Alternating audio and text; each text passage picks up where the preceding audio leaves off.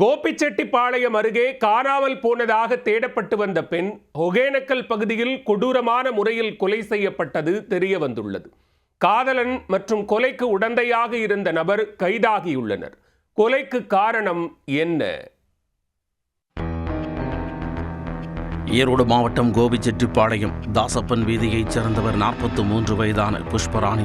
இவரது கணவர் வடிவேலு உயிரிழந்த நிலையில் 2 மகள்களுடன் வசித்து வந்தார். வருமானத்திற்காக புஷ்பராணி வணிக நிறுவனத்தில் பணியாற்றி வந்தார். கடந்த சில நாட்களுக்கு முன்பு இவர் திடீரென காணாமல் போனார்.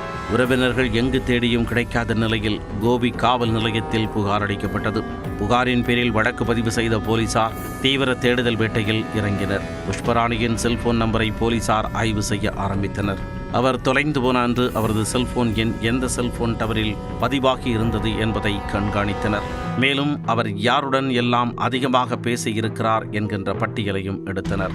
அதில் பவானி தாலுகா கவுந்தப்பாடியைச் சேர்ந்த மகேந்திரன் என்பவருடன் அவர் அடிக்கடி பேசியது உறுதி செய்யப்பட்டது.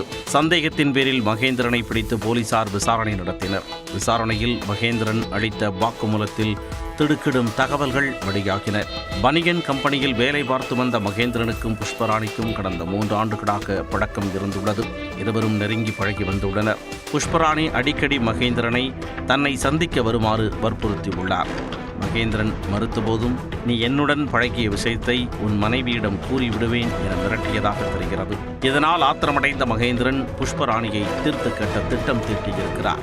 இதற்காக மகேந்திரன் தனது மனைவியின் அக்கா கணவரான சதீஷ் என்பவரின் உதவியை நாடினார். கடந்த 25ஆம் தேதி சதீஷ் தனது காரில் மகேந்திரன் மற்றும் புஷ்பராணியை ஏற்றிக்கொண்டு ஒகேனக்கல் பகுதிக்கு சென்றுள்ளார்.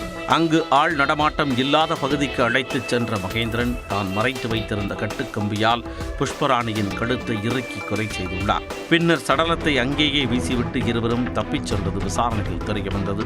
இதையடுத்து மகேந்திரன் மற்றும் சதீஷ் ஆகிய இருவர் மீதும் கொலை வழக்கு பதிவு செய்த கோபி போலீசார் அவர்களை கைது செய்து சிறையில் அடைத்தனர். காணாமல் போன பெண் கொலை செய்யப்பட்ட சம்பவம் கோபி பகுதியில் பெரும் பரபரப்பை ஏற்படுத்தியுள்ளது.